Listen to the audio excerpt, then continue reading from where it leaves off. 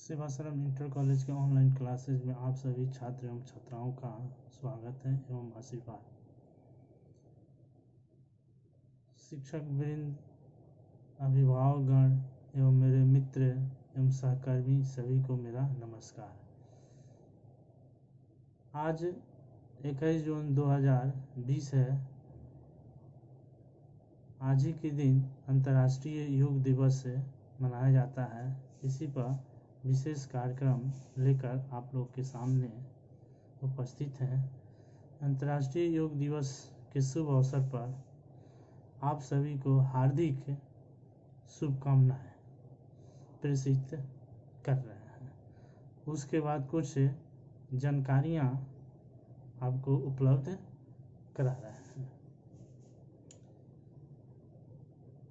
विगत 2014 में भारत के द्वारा संयुक्त राष्ट्र संघ के महासभा के वार्षिक अधिवेशन में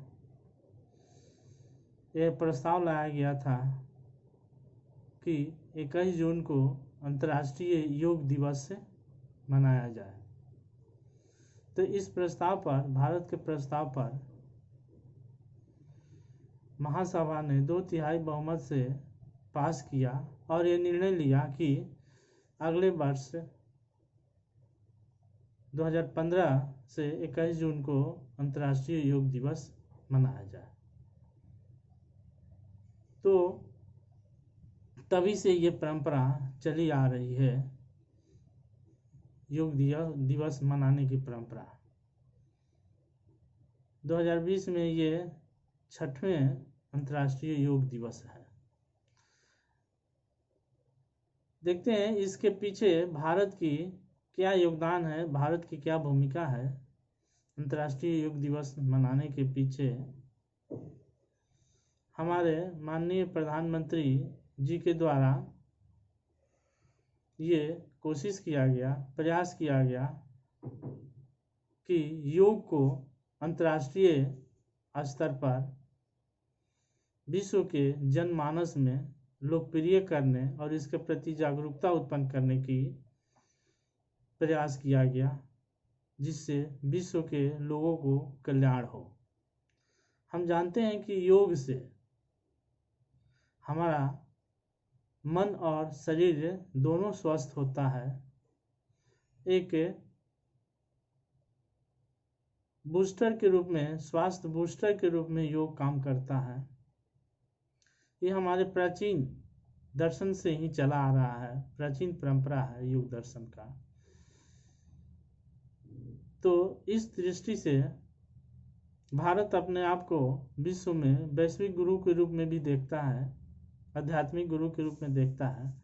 हमारे माननीय प्रधानमंत्री के दिमाग में ये बात रही होगी कि भारतीय योग दर्शन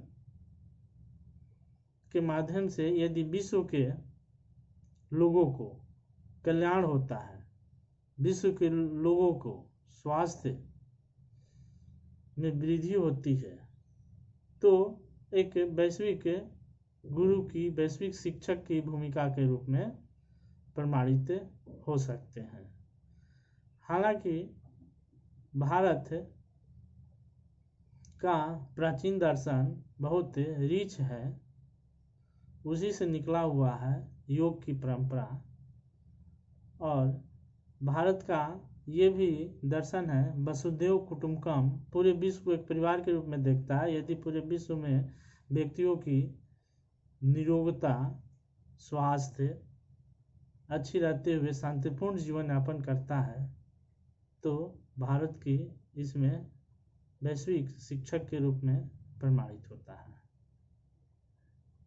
इसी मन को, इसी विचार को हमारे प्रधानमंत्री जी ने विश्व में विस्तृत करने का, विश्व में प्रसारित करने का काम किए हैं। तो ये भारत का इस क्षेत्र में एक बहुत सराहनीय प्रयास कहा जा सकता है। यदि इसके माध्यम से, योग के माध्यम से व्यक्ति के शरीर में प्रतिरोधक क्षमता विकसित होती है, इम्यूनिटी की विकसित होता है, रोगों को लड़ने की क्षमता विकसित होता है। यदि ये तो वर्तमान समय में कोरोना महामारी के समय यदि व्यक्ति के अंदर इम्यूनिटी मजबूत है तो उसके वायरस हमारे ऊपर काम कम करेगा, हम उससे आसानी से बच के निकल सकते हैं। इसका एक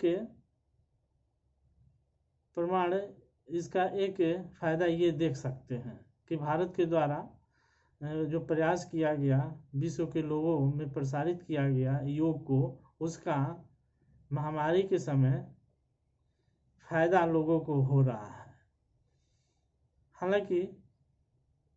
हालांकि कोरोना वायरस का भी कोई टीका नहीं आया है, लेकिन इम्यूनिटी पावर अपनी विकसित करके तभी इससे बचा जा सकता है।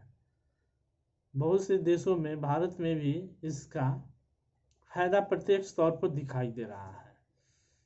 तो इस दृष्टि से कहा जा सकता है कि भारत शिक्षक की भूमिका में, स्वास्थ्य में विश्व के लोगों का स्वास्थ्य अच्छा हो, उस दृष्टि से अच्छा काम किया है, जिसका सराहनीय प्रयास कहा जा सकता है। ये इसकी एक आवश्यकता और औचित्य हो सकता है। तो योग से अनेक लाभ भी है। योग से अनेक लाभ है। स्वास्थ्य अच्छा रहता है, योग से स्वास्थ्य अच्छा रहता है। तनाव मुक्त जीवन जीने की हमें तकनीक मिलता है, योग से तनाव मुक्त जीवन जीने की तकनीक उपलब्ध होता है। योग केवल आसन ही नहीं है, बल्कि एक जीवन पद्धति भी है। योग हमें ये सिखाता भी है कि हमें कब सोना है, कब जगना है, कौन से काम करना है, कैसे करना है। योग हमें हर एक परिस्थितियों में कुशलतापूर्वक कर्म करने की शिक्षा भी देता है। योग से अनुशासन का पाठ भी पढ़ाता है। योग यदि व्यवहारिक जीवन में हम अनुशासित व्यवहार करते हैं तो उस स्थिति में हमें सफलता मिलती है। दुख की स्थिति में योग से छुटकारा मिलता है। हमारा मन दिल बेचैन रहता है, उस स्थिति में भी योग को अपनाकर हम ध्रुव स्थापित कर सकते हैं। ये सब योग के माध्यम से हमारे अंदर ऊर्जा और उत्साह का संचय होता है, जिससे हम अपनी जिम्मेदारियों को बखूबी करने के हमारे अंदर क्षमता आ जाती है।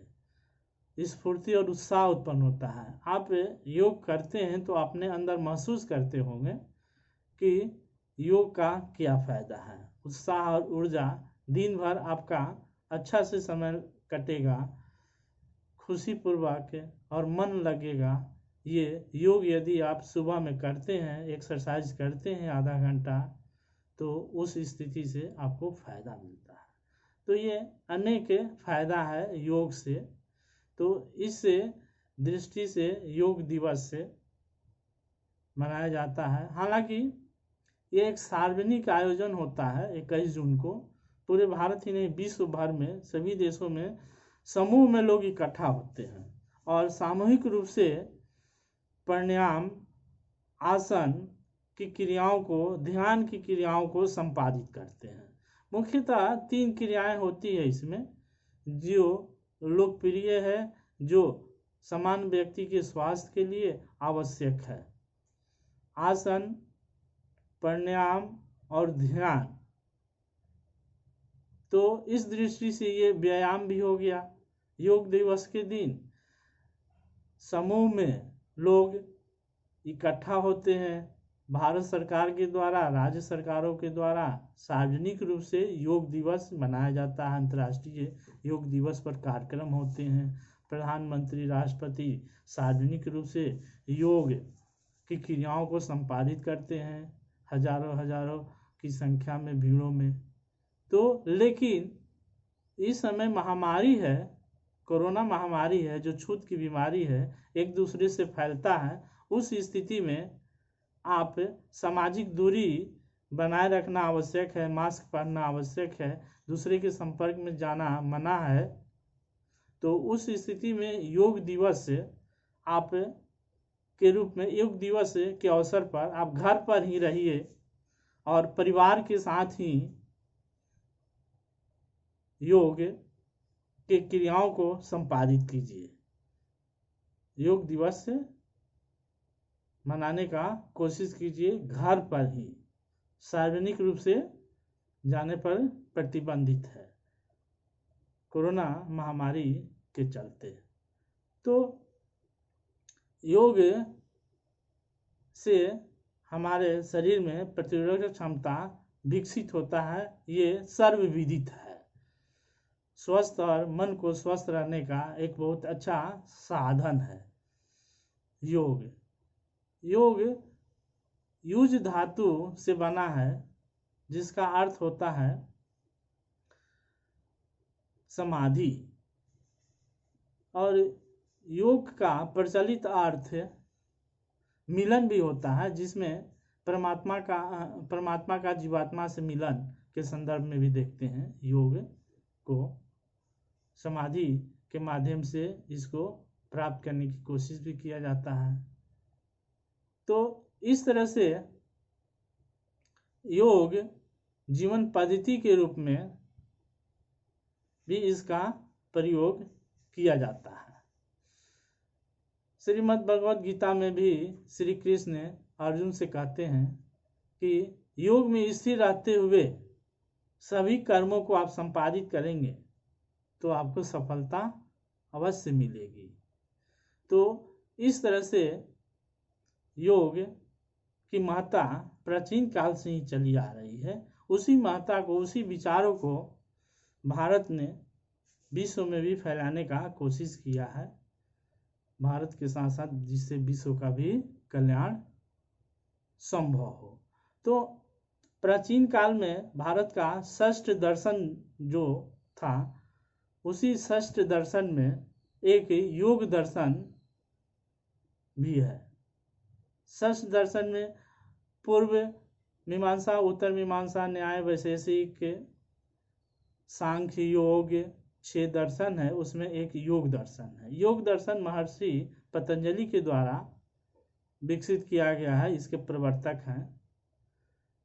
प्राचीन काल में ही योग दर्शन के 8 अष्टांग है, 8 बहुत महत्वपूर्ण है, बहुत विशद है, जो जीवन पद्धति के रूप में 8 का प्रयोग किया जाता है। लेकिन उस 8 में समान व्यक्ति के लिए 5 जो योग है बहुत ही महत्वपूर्ण है, और व्यायाम की दृष्टि से उसमें से 3 योग बहुत महत्वपूर्ण है, जिसमें आसन, प्राणायाम और ध्यान, 3 योग व्यायाम की दृष्टि से शरीर को स्वस्थ और मन को भी स्वस्थ रखने की कोशिश किया जाता है। तो अष्टांग का पहला है यम। यम भी संयम के रूप में यम, नियम, आसन, प्राणायाम, प्रत्याहार, धारण, ध्यान, समाधि, ये 8 है। 8 योग में पहला है यम में 5 तरह के सिद्धांतों को, 5 तरह के संयम का वर्णन किया गया, चर्चा किया गया है, जो व्यक्ति के मानव जीवन में बहुत ही आवश्यक होता है, उसको अपनाना चाहिए। मन, वचन, कर्म से सत्य बोलना चाहिए, और मन, वचन, कर्म से अहिंसात्मक व्यवहार करना चाहिए, अस्तेय रहना चाहिए, किसी वस्तु को चुराना नहीं चाहिए, चुगली नहीं करना चाहिए, अस्तेय, अपरिग्रह, आवश्यकता से अधिक धन का संग्रह नहीं करना चाहिए, ब्रह्मचर्य, यौन इंद्रियों को संयमित रखिए, नियंत्रित रखिए। ये व्यवहारिक जीवन में भी बहुत ही महत्वपूर्ण है, आधार स्तंभ है भारतीय दर्शन का। ये 5 जैन में भी है, जैन दर्शन का भी आधार स्तंभ है। तो यम के बाद नियम आता है। 5 तरह का नियम भी है योग दर्शन में, जो व्यक्ति को अपने इसको पालन करना आवश्यक होता है। पहला नियम शौच है, जो शरीर शौच से शौचालय बना है, शरीर के विकारों को बाहर निकालते हैं। सिर्फ शरीर के विकारों को ही बाहर निकालने का योग दर्शन नहीं करता है। आपके मन में जो को विचार है, ईर्ष्या है, उसको भी अपने मन से बाहर निकालिए। मन के मैल को बाहर निकालिए। शरीर के मैल को तो बाहर निकालते ही हैं, मन के मैल को भी बाहर निकालिए। ये शौच है। योग दर्शन के दूसरे नियम में ये शौच के अंतर्गत आता है। दूसरा है संतोष। पतंजलि कहते हैं संतोष जो है ये नियम के अंतर्गत दूसरा महत्वपूर्ण नियम है। संतोषम परम सुखम का जो सिद्धांत भारतीय दर्शन का आधार स्तंभ होता है, उसके आधार पर कहते हैं कि आवश्यकता से अधिक धन की संग्रह की इच्छा न करना, इच्छा ही नहीं करना, ये संतोष है। तो ये नियम के अंतर्गत है संतोष। तप भी नियम का तीसरा सिद्धांत है। इसमें सुख दुख हो, सर्दी गर्मी हो, विपरीत परिस्थितियां हो, उसमें समान भाव और सहन शक्ति विकास करने की क्षमता के संदर्भ में तप को लिया जाता है। तप से तपोवन बना है, जहाँ पर लोग वो करते हैं, तपस्या करते हैं, उस संदर्भ में लिया गया है। स्वाध्याय नियम के अंतर्गत एक स्वाध्याय भी है। इसमें मोक्ष शास्त्रों के अध्ययन की बात करते हैं पतंजलि। स्वाध्याय के बाद मंत्र जप है। इसमें ईश्वर या किसी भी रूप में अल्टीमेट रियलिटी है, उसका आप स्मरण करते हैं। उस संदर्भ में मंत्र जप एक नियम है, योग दर्शन का नियम में है। इस तरह से नियम 5 मिला के 10 से जो सिद्धांत हुए, प्रत्येक व्यक्ति के लिए आवश्यक कहा जाता है।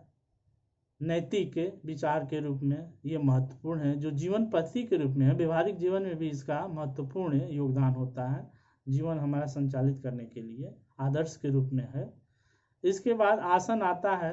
आसन व्यक्ति की शरीर की मुद्रा है, जिसमें शरीर आराम रहता है, मन स्थिर रहता है, चित्त स्थिर रहता है। उस स्थिति को आसन कहते हैं। कई आसन दिया गया है।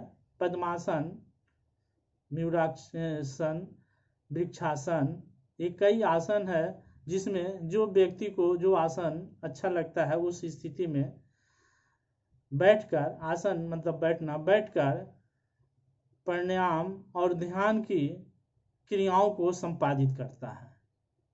इस तरह से वो आसन, कई आसनों में कुछ आसन महत्वपूर्ण है। पद्मासन, वज्रासन, खाने के बाद जो करते हैं। पद्मासन में बैठकर ध्यान लगाते हैं, प्राणायाम करते हैं, ये आसन है। तो आसन के बाद प्राणायाम श्वास की क्रियाओं को नियंत्रित करना प्राणायाम होता है। प्राणायाम में भी श्वास की दृष्टि से बहुत फायदेमंद है। ये सभी को करना चाहिए। आसन में बैठकर प्राणायाम, जिसमें 3 या 4 प्राणायाम है, जो सभी व्यक्ति को करना चाहिए स्वस्थ रहने के लिए, जो बूस्टर के रूप में, इम्यूनिटी बूस्टर के रूप में काम करता है। पहला अनुलोम विलोम, दूसरा कपालभाति, भ्रामरी, ओम का उच्चारण, कम से कम 4 प्राणायाम सभी को करना चाहिए, डेली करना चाहिए, जिससे हमारी इम्यूनिटी विकसित होती है। 10-15 मिनट समय लगता है प्राणायाम करने में, जिसको अवश्य सभी को करना चाहिए। यदि आप शुरू करते हैं तो योग दिवस की एक बहुत बड़ी उपलब्धि कही जाएगी। यदि नहीं करते हैं तो करना प्रारंभ कर दीजिए प्राणायाम। प्राणायाम के बाद प्रत्याहार आता है, जो अपने इंद्रियों को नियंत्रित करना। हालांकि हमारी इंद्रियां बाह्य विषयों के प्रति बड़ी आसक्त है, बहिर्मुखी है, तो उसको प्रत्याहार के अंतर्गत अंतर्मुखी करने की कोशिश किया जाता है, नियंत्रित करने की कोशिश किया जाता है। ये योग दर्शन का प्रत्याहार है। इसके बाद धारण आता है। धारण में इष्टतम व्यक्ति, जिसको ईश्वर कह लेते हैं या अल्टीमेट रियलिटी कह लेते हैं, उसके प्रति चित्त को लगाते हैं। इसको धारण के संदर्भ में लेते हैं। ध्यान, ध्यान भी बहुत ही महत्वपूर्ण योग है। एक ध्यान के माध्यम से ही सामान्य व्यक्तियों के लिए आवश्यक कहा जाता है कि व्यवहारिक जीवन हो या आध्यात्मिक जीवन हो, दोनों ही परिस्थितियों में ध्यान बहुत ही आवश्यक होता है। यदि आप चित्त को स्थिर रखकर, मन को स्थिर रखकर कोई काम करते हैं तो उस काम में सफलता मिलती है। अपनी मन को चंचलता जो है उसको नियंत्रित रखिए। जो भी काम है व्यवहारिक जीवन में केंद्रित, ध्यान को केंद्रित करके चित्त को स्थिर रख के करने पर उसमें सफलता अवश्य मिलती है। यानी छात्रों के संदर्भ में ले लेते हैं तो यदि छात्र अपनी मन को केंद्रित करके चित्त को स्थिर करते अध्ययन करता है, ध्यान लगाने की उसकी आदत है, मतलब ध्यान को केंद्रित कर लेता है, तो वो छात्र हमेशा सफल होगा। दूसरी दृष्टि देखते हैं कि बहुत छात्र ऐसे हैं कि किताब खोल के बैठे रहेंगे, उनका ध्यान कहीं और रहेगा, मन इतना चंचल है कि वहाँ ध्यान केंद्रित हो ही नहीं पाता है। तो ध्यान की योग से इस शक्ति पर आप नियंत्रण पाकर कोई भी काम करते हैं तो उसमें सफलता अवश्य मिलती है। छात्रों को सफलता अवश्य मिलती है। मन को स्थिर करना ध्यान व्यवहारिक जीवन में हो या आध्यात्मिक जीवन में भी होता है। हम परमार्थ के प्रति ध्यान लगाते हैं, ईश्वर के प्रति ध्यान लगाते हैं, तो उसमें भी चित्त को स्थिर करना पड़ता है, तभी ध्यान में हमें उस जिस चीज़ के लिए करते हैं उसमें सफलता मिलती है। ध्यान एक महत्वपूर्ण योग है जिसमें चित्त को केंद्रित करते हैं, एकाग्रचित करते हैं, जिससे हमें जो काम करते हैं उसमें हमें सफलता मिलती है। ध्यान के बाद समाधि हालांकि मुख्य तो योग का अर्थ ही है समाधि। समाधि में क्या होता है कि ध्यान, ध्येयता, ध्येय, तीनों की त्रिपुटी, जो तीनों की एकाग्रता जो हो जाती है उसी को समाधि कहते हैं। ये ऋषि मुनि के संदर्भ में साधना में जो लीन रहते हैं उनके लिए समाधि प्रयोग किया जाता है। जो ऋषि खोज करते हैं मानव कल्याण के लिए, अच्छे विचारों की खोज करते हैं, उसको ऋषि कहा गया है। जो मुनि एक शब्द है जिसको कहते हैं जो अच्छे विचारों पर मनन करते हैं, चिंतन करते हैं समाज कल्याण के लिए, मानव कल्याण के लिए, उनको मुनि मनन करते हैं। ईश्वर के बारे में मनन करते हैं, तत्व मीमांसा के बारे में जो मनन करते हैं उनको मुनि कहा गया है। तो इस तरह से भारतीय प्राचीन दर्शन की परंपरा है, ऋषि मुनि साधना समाधि के माध्यम से मानव कल्याण के लिए अच्छे आदर्शों की खोज करते हैं। इस तरह से देखते हैं कि आज अंतर्राष्ट्रीय योग दिवस के साथ साथ संगीत दिवस भी मनाया जाता है। अंतर्राष्ट्रीय संगीत दिवस भी मनाया जाता है 21 जून को। दोनों संगीत और योग एक दूसरे को पूरक कहा जाता है। संगीत भी एक साधना ही होती है। जो साधना करते हैं, ध्यान लगाते हैं, योग उसको पूर्णता की ओर ले जाता है। योग के माध्यम से ही संगीत में सफलता प्राप्त करते हैं। एक तरह से ये दोनों एक दूसरे के पूरक हुए, ठीक ना। इसलिए संगीत मनुष्य को एक आनंद उत्पन्न करता है, खुशी उत्पन्न करता है, ऊर्जा भी उत्पन्न करता है। अच्छा संगीत आप खाली के समय में सुनते हैं तो आपके अंदर एक तरंग ऊर्जा उत्पन्न हो जाता है, मन में खुशी आती है, जीवन को जीने का एक अलग ढंग विचार आने लगता है। संगीत और योग भी हमें स्वस्थ और निरोग रखने में मदद करता है। इस तरह से योग और संगीत मिला के एक संपूर्ण जीवन पद्धति के रूप में हमारे सामने प्रस्तुत है। हमारी कोशिश कैसी लगी, प्रोत्साहन का इंतजार रहेगा। धन्यवाद।